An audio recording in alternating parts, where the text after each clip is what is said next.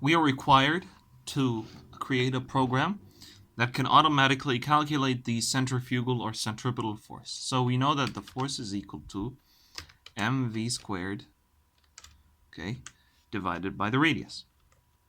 So let's create this program. So the first thing we need to know is we need to create variables for mass. So let's just clear this out. So we need mass is going to be input, and this input is going to be mass.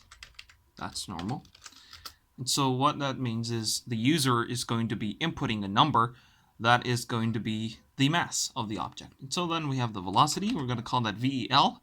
And that is going to be another variable where it is filled by the user, and they will input the velocity. And so that's going to be placed in a variable. Okay, right? Then we have the radius of the object. Okay, and that is also going to be filled in by our radius. So what that essentially means is we've created variables, we've created boxes, and these boxes are going to be filled with what the user is going to say. So let's say when we run this program, for example, it is going to go like this. Excuse me. Well, that must have been a mistake.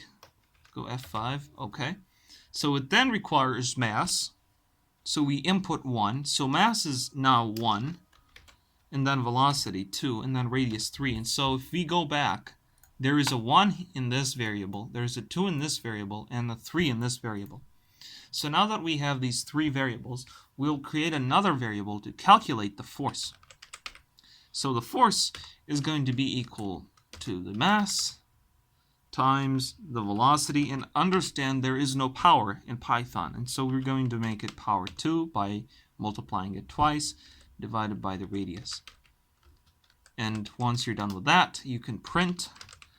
Print essentially means show, so that the user, which is you, essentially knows what the force is. But we have a problem. If we run this program, it won't be able to do this calculation, because the input function in Python essentially means this, it brings the string. Now, what is a string? Now, Python can calculate things in 3 ways, 3 major ways. You can either enter a number, and if the user enters a number, okay, in the input function, it's not going to view it as a number. It's going to view it as a string. Now, what is a string? A string it's denoted by str, and it's anything that is between inverted colons. And so if you enter a number, if you enter letters, if you enter whatever, as long as it's between 2 inverted colons, then this essentially means its data type is string.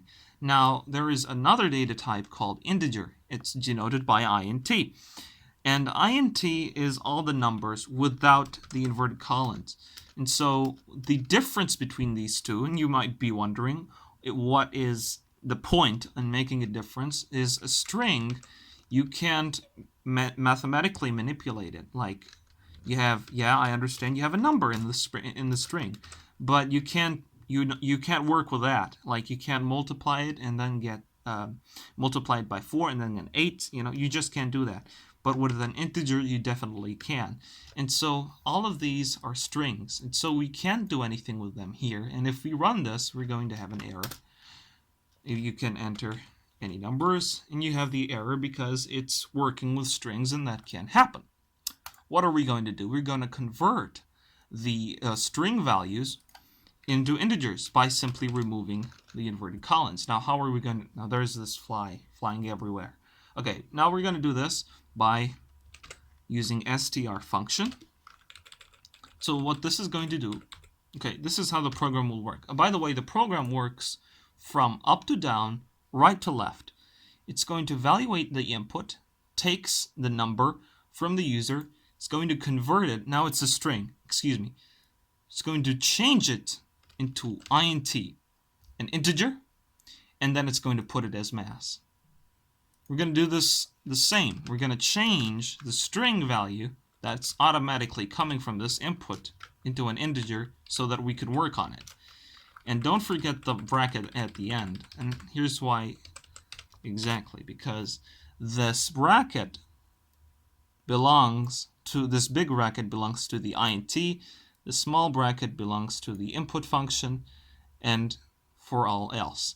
And so now that we have them converted into integers, this function is ready to work. So let's put F5. I'm going to put our mass to be 10, velocity is 2, and the radius is 5. We have the force is equal to 8 newtons. But there's a problem, and here's the problem exactly. The problem is if you enter decimals. Now if you say 5.2, the problem will appear right away that the 5.2 can't be converted to an integer. And here is why. Here's exactly why. When you have a string value, we said you can enter anything. You can enter a number, you can enter a letter.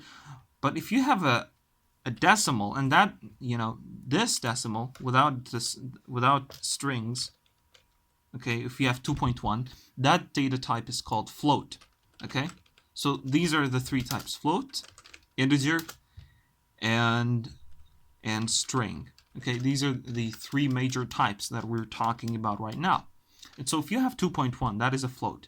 But if you have a float and you put it so that it is a string, technically it's a string for Python,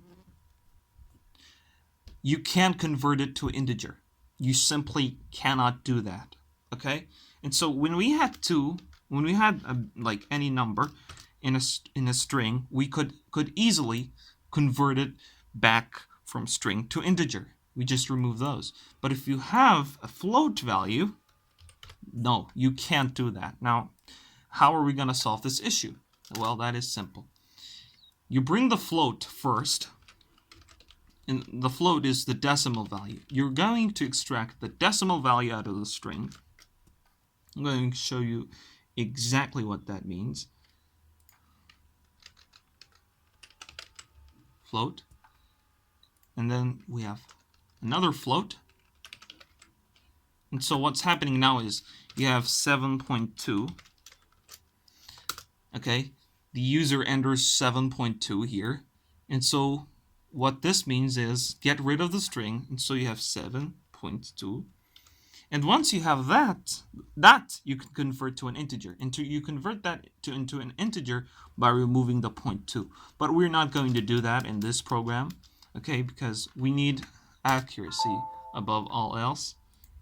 Now, what is our problem here? No, honestly, there is no problem.